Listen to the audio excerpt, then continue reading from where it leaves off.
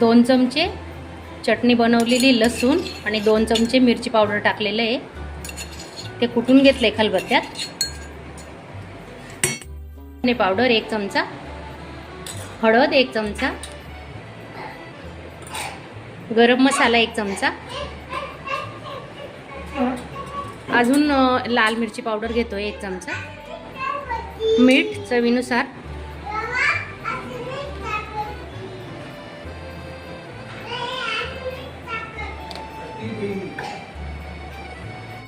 Mix करून घेऊ आपण आता.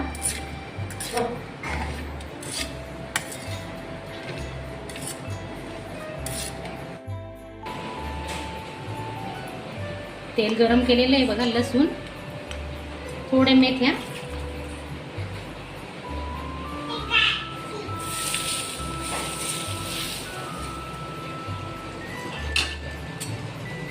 चांगलं मिक्स करून घेऊ आता. तात्पुरता खाण्यासाठी लोणचं बनवलेलं आहे.